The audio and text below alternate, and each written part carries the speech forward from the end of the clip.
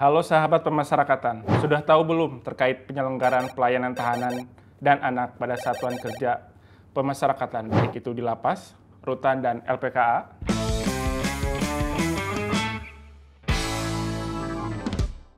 Adapun yang menjadi dasar hukum terkait penyelenggaraan pelayanan tahanan di satuan kerja pemasyarakatan, baik itu di lapas, rutan, dan LPKA, berdasarkan pasal 2 Undang-Undang Nomor 22 Tahun 2022 tentang Pemasyarakatan berbunyi, sistem pemasyarakatan diselenggarakan untuk tujuan A. Memberikan jaminan perlindungan terhadap hak tahanan dan anak, B. Meningkatkan kualitas kepribadian dan kemandirian warga binaan agar menyadari kesalahan, memperbaiki diri, dan tidak mengulangi tindak pidana, sehingga dapat diterima kembali oleh lingkungan masyarakat dan hidup secara wajar sebagai warga yang baik, taat hukum, bertanggung jawab, dan dapat aktif berperan dalam pembangunan, dan memberikan perlindungan kepada masyarakat dari pengulangan tindak pidana.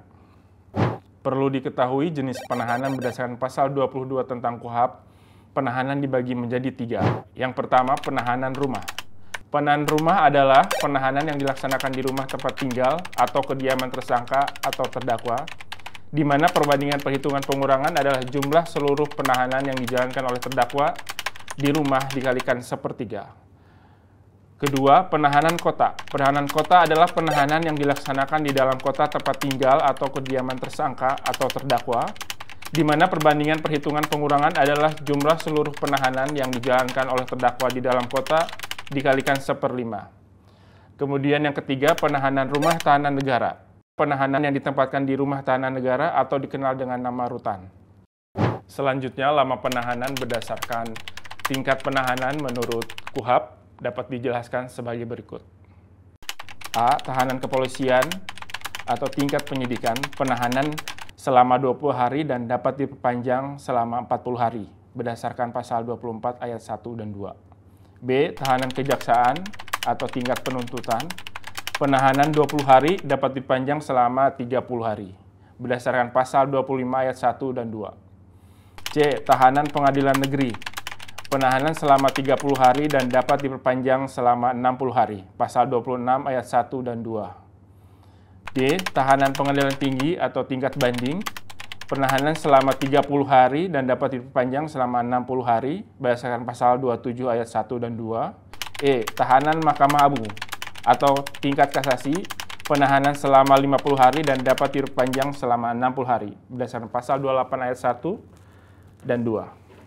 Dalam pelaksanaan pelayanan tahanan berdasarkan Undang-Undang Nomor 22 Tahun 2022 tentang Pemasyarakatan, yang terdiri dari penerimaan tahanan, penempatan tahanan, pelaksanaan pelayanan tahanan, dan pengeluaran tahanan. Penerimaan tahanan terdiri dari pemeriksaan surat perintah penahanan atau penetapan penahanan dan pemeriksaan berita acara serah terima tahanan. Ini berdasarkan pasal 20 ayat 1 dan 2. B. Penempatan tahanan. Pengelompokan tahanan berdasarkan usia dan jenis kelamin atau alasan lainnya seperti asesmen risiko dan kebutuhan, terdiri atas asesmen dan klarifikasi tahanan serta penilaian klasifikasi tahanan. Ini berdasarkan pasal 20 ayat 4. C. Pelaksanaan pelayanan tahanan dilaksanakan berdasarkan hasil litmas yang disusun oleh pembimbing kemasyarakatan. Ini berdasarkan pasal 20 ayat 5 dan 6. D. Pengeluaran tahanan berdasarkan pasal 20 ayat 7 yang terdiri dari A. Pengeluaran tetap, merupakan pengeluaran untuk proses peradilan yang telah selesai atau tahanan telah meninggal dunia berdasarkan pasal 21. B. Pengeluaran sementara, pengeluaran karena permintaan instansi yang menahan atau dalam kondisi darurat berdasarkan pasal 22. C. Pengeluaran demi hukum, wajib dilakukan pengeluaran terhadap tahanan yang telah habis masa penahanan atau perpanjangan penahanan berdasarkan pasal 23. Dalam pelaksanaan pelayanan anak berdasarkan Undang-Undang Nomor 22 Tahun 2022 tentang Pemasyarakatan, yang terdiri dari penerimaan anak, penempatan anak, pelaksanaan pelayanan anak, dan pengeluaran anak. A. Penerimaan anak terdiri dari pemeriksaan surat perintah penahanan atau penetapan penahanan dan pemeriksaan berita acara serah terima anak berdasarkan pasal 29 ayat 2. B. Penempatan anak. Pengelompokan anak berdasarkan usia dan jenis kelamin atau alasan lainnya seperti asesmen risiko dan kebutuhan, terdiri dari asesmen dan klarifikasi anak, serta penilaian dan klasifikasi anak, berdasarkan pasal 29 ayat 4. C. Pelaksanaan pelayanan anak. Dilaksanakan berdasarkan hasil litmas yang disusun oleh pembimbing kemasyarakatan, pasal 29 ayat 5 dan 6. D. Pengeluaran anak, terdiri atas pengeluaran tetap, pengeluaran sementara, dan pengeluaran demi hukum, berdasarkan pasal 29 ayat 7. A. Pengeluaran tetap, dilaksanakan apabila proses peradilan telah selesai atau anak meninggal dunia berdasarkan pasal 21. B. Pengeluaran sementara, dilaksanakan karena ada permintaan instansi yang menahan atau dalam kondisi darurat berdasarkan pasal 22. Pengeluaran demi hukum, wajib dilakukan pengeluaran terhadap anak yang telah habis masa penahanan atau perpanjangan penahanan berdasarkan pasal 23. D. Untuk alasan kepentingan keamanan dan atau keperluan proses peradilan, anak dapat dipindahkan setelah mendapat izin dari instansi yang berwenang berdasarkan pasal 32. E. Kepala LPAS wajib mengeluarkan demi hukum sebagaimana dimaksud dalam pasal 29 ayat 7. Huruf C.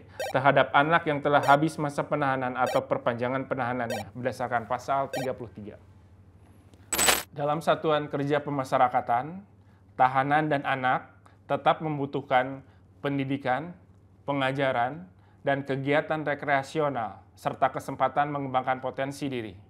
Berdasarkan pasal 24 Undang-Undang Nomor 22 Tahun 2022 tentang Pemasyarakatan, tahanan dan anak dapat diberikan pelayanan berupa A. Layanan kepribadian, antara lain fasilitasi bantuan hukum, konseling, dan kesadaran berbangsa dan bernegara. B. Layanan kemandirian, antara lain pelatihan kerja dan keterampilan. Layanan kepribadian yang dimaksud terdiri dari A. Fasilitas bantuan hukum, litigasi dan non-litigasi. B. Konseling psikologi dan rehabilitasi. C. Kesadaran berbangsa dan bernegara. Sedangkan layanan kemandirian terdiri dari keterampilan kesenian, yaitu seni musik, teater, seni lukis, seni tari, dan seni budaya daerah. B. Keterampilan wirausahaan, yaitu pertukangan, perbengkelan, anyaman, perikanan, dan tata boga. Adapun yang menjadi dasar hukum terkait dengan bantuan hukum bagi tahanan dan anak, yaitu A. Peraturan Pemerintah Nomor 42 Tahun 2013 tentang syarat dan tata cara pemberian bantuan hukum dan penyaluran dana bantuan hukum. Ialah peraturan pelaksana yang ditujukan untuk mencegah terjadinya penyelenggaraan bantuan hukum sebagai praktek industri yang berorientasi pada keuntungan semata dan mengabaikan kepentingan para penerima bantuan hukum itu sendiri, serta diharapkan dapat meningkatkan efektivitas dan efisiensi penyelenggaraan bantuan hukum. B. Peraturan Menteri Hukum dan HAM Nomor 63 Tahun 2016 tentang Peraturan Pelaksana Peraturan Pemerintah Nomor 42 Tahun 2013 yang bertujuan untuk meningkatkan pelaksanaan pemberian bantuan hukum agar tepat sasaran dan memberikan manfaat sebesar-besarnya bagi masyarakat. Demikian sahabat pemasyarakatan terkait informasi penyelenggaraan pelayanan tahanan dan anak di Satuan Kerja Pemasyarakatan, Lapas, Rutan, dan LPKA. Sampai jumpa pada Paspedia berikutnya. Terima kasih.